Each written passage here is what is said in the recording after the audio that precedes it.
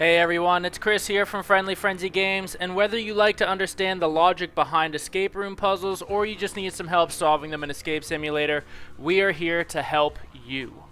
Today we're tackling the bank escape room in the Wild West chapter of rooms, and I'll just say that this is probably the most difficult escape room that I had actually played in this game to date.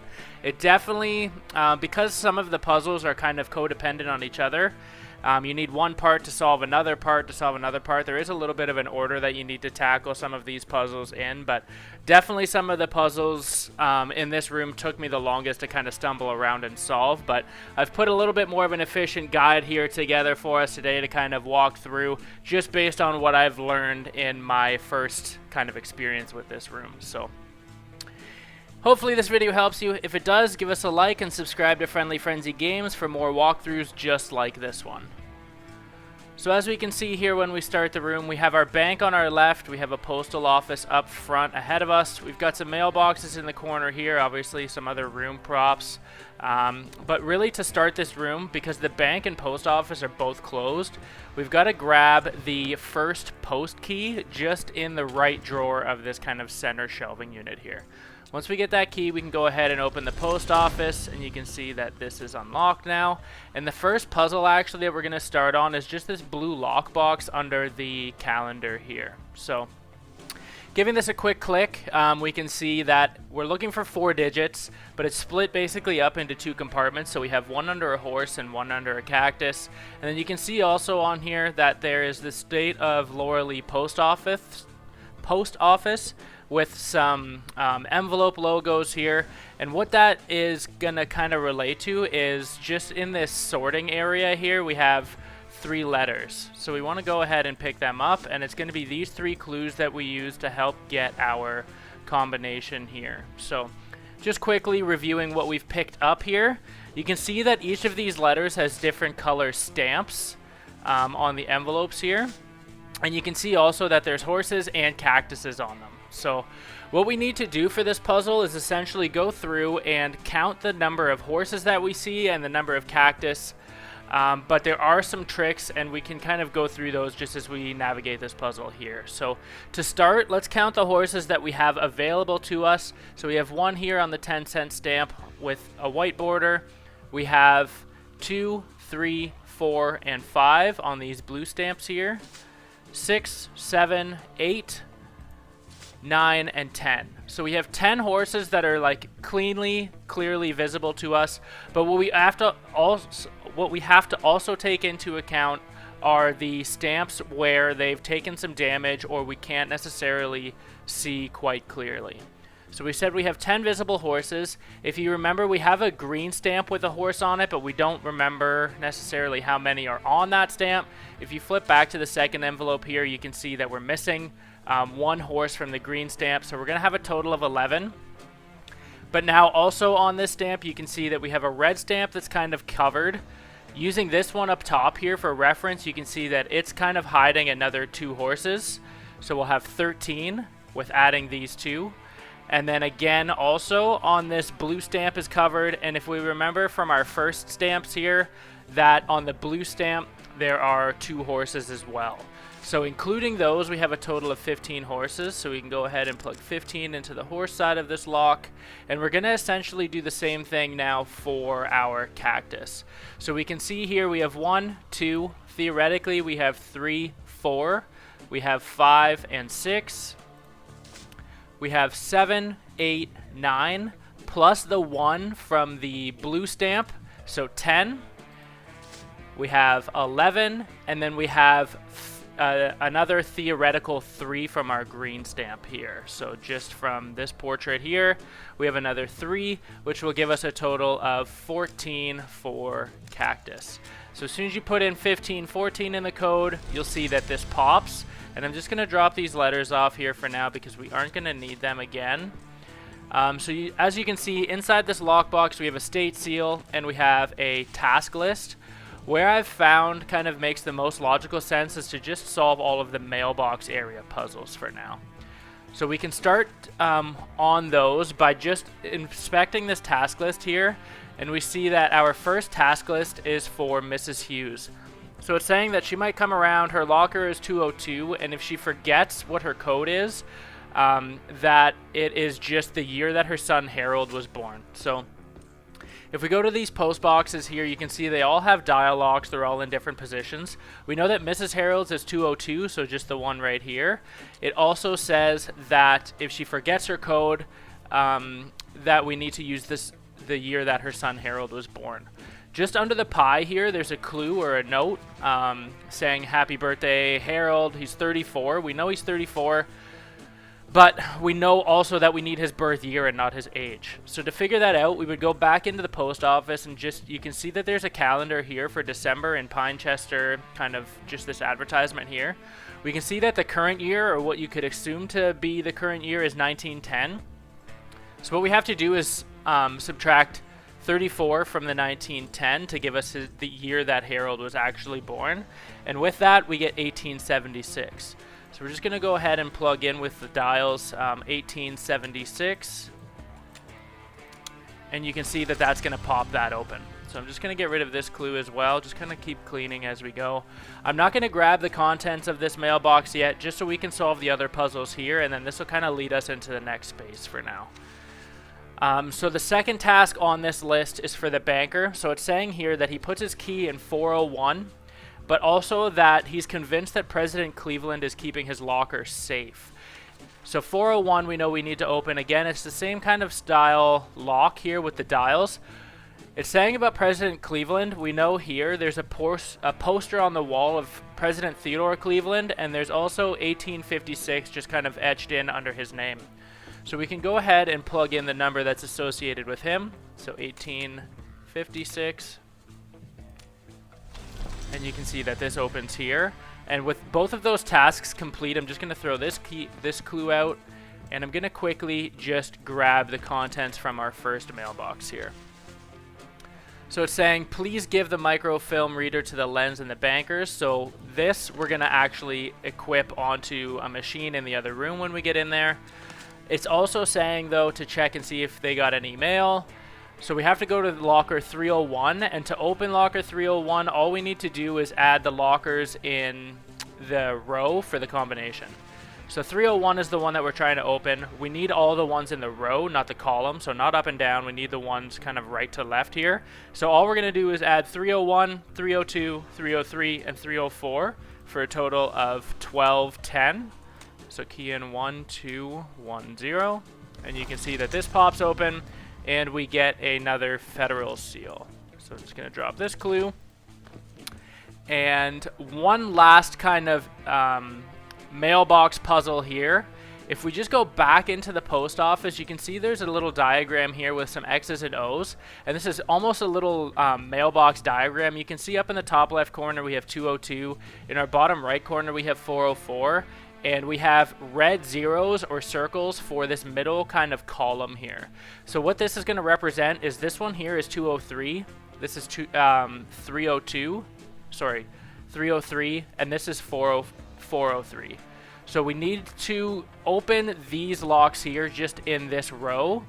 And what that's going to do is open 404 box for us.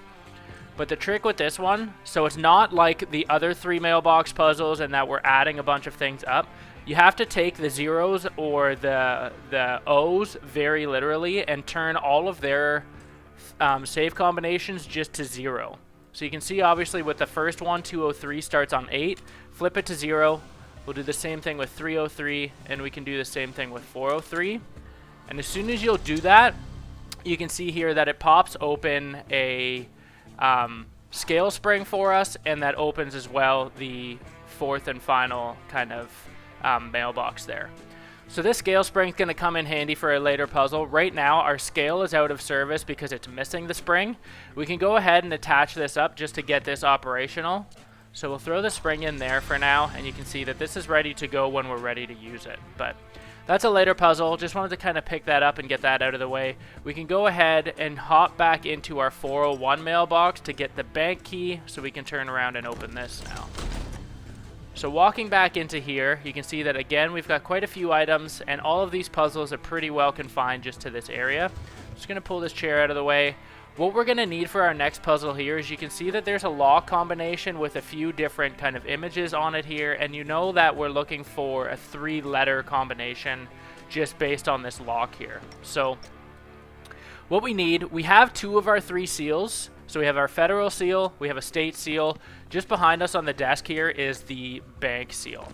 So first and foremost, what we can do for this lock combination is just, you need to dip all of the seals in ink, and you need to stamp them on top of each other. So just if we quickly examine this lock again, each one of these are the seals that we have. So this one here is the federal seal, we have the state seal here, and then obviously the bank seal. And what this is saying is that you have to stamp them all on top of each other, and it's going to reveal a 3-letter code for our combination. So you can see we've got our first one stamped down. Again, you have to make sure that you dip all of these in ink before you stamp them, otherwise they're not going to leave an impression at all. So there's our federal seal, and now we can go through and dip our state seal.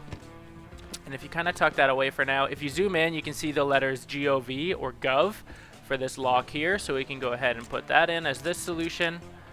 So GOV for the seal lock, and you can see that it pops that open. So we've got a couple of counterfeit bills in here. And I'm just actually going to turn around and put this microfilm reader lens on the microphone reader, or the microprint reader. And if you remember from that postcard, this is what they were saying was broken before. Now that we've attached this, this is operational, and we're going to need that when it comes time to comparing the banknotes. But for now, we can just finish up with this stamp puzzle real quick, because there is another one that relies on these same clues. So if we just go over to the locker kind of thing here, you can see that there's a series of 4 triangles and almost kind of like some ink looking things on the tag. And this is directly correlating to our hierarchy of authority poster here. What we need to do, and you can see here that this is more or less saying, if we look at the federal government one, it's the only one that we have as a number. What we need to do is stamp each of the 3 stamps again, and just really kind of look closely for where the triangle is going to be represented in each of the dates, more or less. So I'm just going to drop these these seals on the ground now, since we won't need them again after. But the only one that we have so far is the federal government, and it's telling us how to read it. So we know obviously for our closet here, or our locker, that we need triangles. This one here is showing, this is essentially going to be the order of the combination. So our first one is going to be a number from the Treasury, second one from the federal government, third one from the state, and fourth from the bank. And what this is saying, so for our second number, it's also going to be, the triangle is the second number in the date, which is 7 for this one. So we can confirm that by looking in our date here on the federal seal. We know it's federal because it says federally United States. We see our second number here, or where the triangle is on our poster, is 7. So 1781, our second number is 7. We can go ahead and put that into our second position. So 7. Going to do the same thing now with the state. So our third number, but we're looking for the first position in the date. So we can find our state one. You can see state of Lauralee, our first number for the triangle is 1. So our third number in the lock is 1. And then if we go to the bank as our last position, we're looking for the third number. Our bank's seal here, obviously we have the federal already. We've used the state. This one doesn't say the bank, but it does have bank imagery on it. We know we're looking for the third number here, and our third number is going to be 2 in our last position. So we just need to find our first number. So we don't actually have a treasury seal. We only ever get the 3 seals that we've already dropped and stamped on the ground. But the treasury, we're looking for the last number of its date.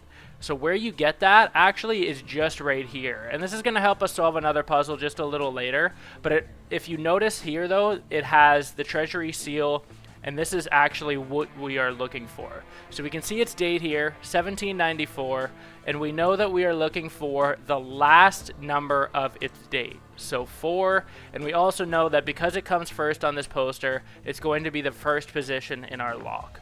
So this one here is going to be 4712 as the solution to this kind of closet area here. And we get another few clues that's going to ultimately help us with this counterfeit bill puzzle. So you can see here that we've confiscated 3 counterfeit bills. We know we've picked them all up already, so this is a puzzle that we can start on.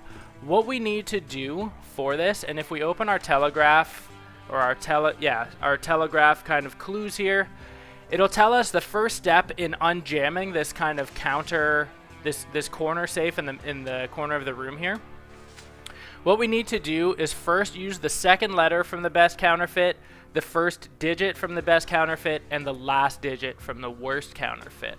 So what we need to do is find the bills between the three of them, which one has the least imperfections and which one has the most imperfections. We don't need the one in the middle. We know that based on the Telegraph clue. So we're going to want to try and go through this, and with a process of elimination, we're going to go through and just kind of deduce what's what. So obviously, looking at our first bill and using this guide to identifying genuine currency, the first step on this, so starting at A, is the presidential portrait. So this is saying, for example, on the $100 bill, we have all of our counterfeits are 100, as you can see just kind of cycling through here. Both A, B, and C are all $100 bills, so we know that we need to have a portrait of President Theodore Cleveland.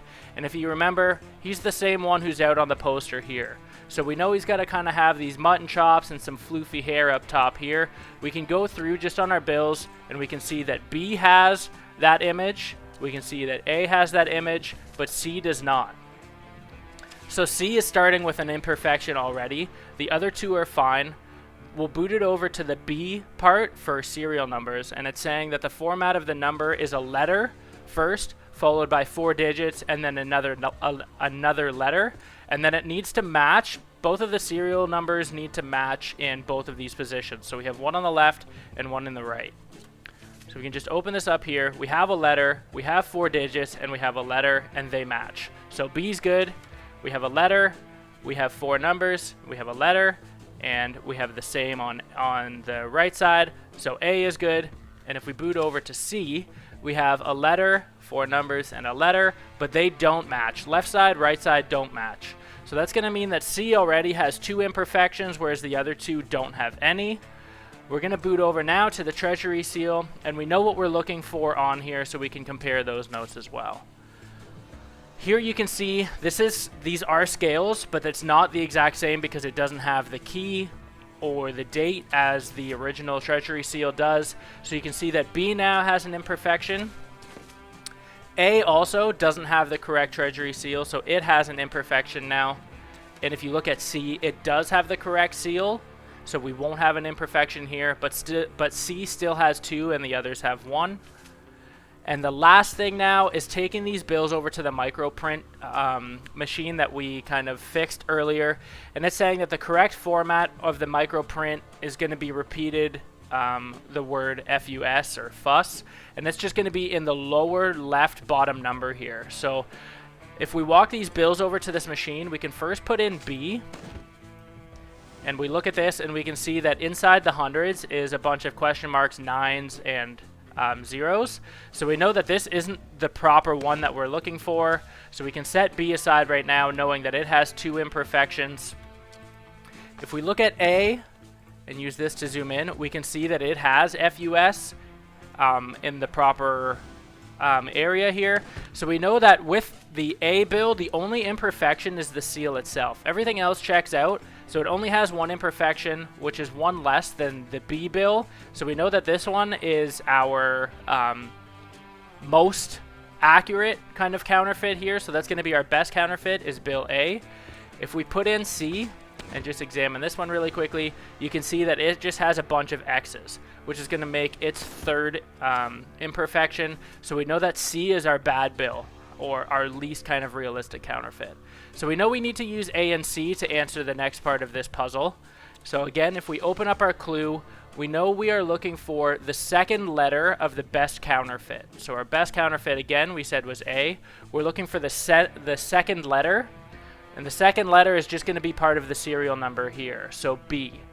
B is our second letter. We also need to grab the first digit from the best counterfeit, so the first digit in this being the 2. So we know we have B, we have 2, and then lastly we need the last digit from our worst counterfeit. And if we look here, our last digit is 7. So we have B27 that we have to recreate, and what we're going to do with that is just looking at this here.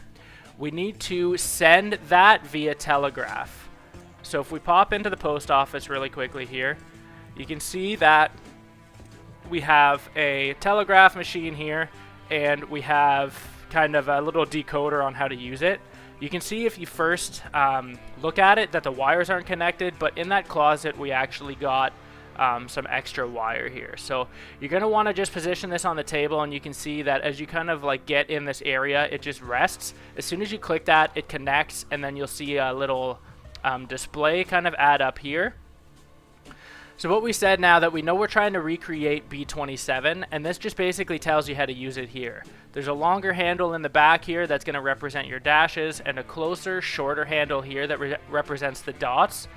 Again, we know we're trying to recreate B27, so what we need to do is 1 dash and 3 dots.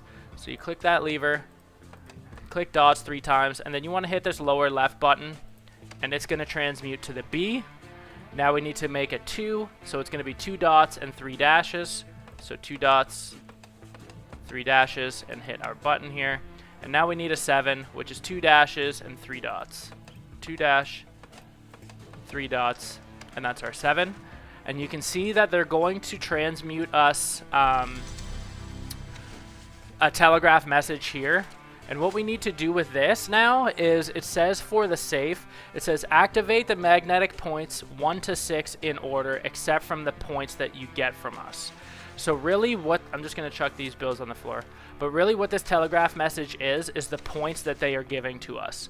So we can use this now and just match up on the poster to find the numbers that they've given us. So we can see that we have a series of 5 dots here, and that lines up nicely with our number 5. So we have a 5, we have a 1 dot with 4 lines, and you can see that that is the same as 1 on our poster. And lastly, we have 4 dots with a dash. So 4 dots and a dash is 4. So we know the points that we got from them is 5, 1, 4. And again, it says to line up or activate these magnetic points from 1 to 6 in order, except for the points that they get from us. So we have 5, 1, 4, which means that we did not get 3, we didn't get 2, and we didn't get 6 from them. So as you can see, there's a dial on the front of the safe, and we would be using this if we actually had the combination to get in, but we need to basically override this safe, and we do that by activating these magnetic points. Again, one small note is that we need to do it in order from 1 to 6, but again, because we got 5, 1, and 4 from them, we're actually going to start on the ones that we didn't get. So to put that in order, we're going to go in order of 2, 3, and 6. So this puzzle will start in the top right corner of this safe here. So 2, we know our next position is the lower left corner to hit the 3. And now to hit the 6, it's just in the middle under the dial here. So we can use our magnet up under the dial, and you can see that that checks out, and we have this open.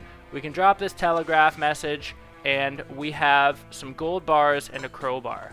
The only thing we need from here, as much as the gold might be appealing, is the crowbar itself, because what we're going to do now is head back into the post office, and we are set to complete our last puzzle.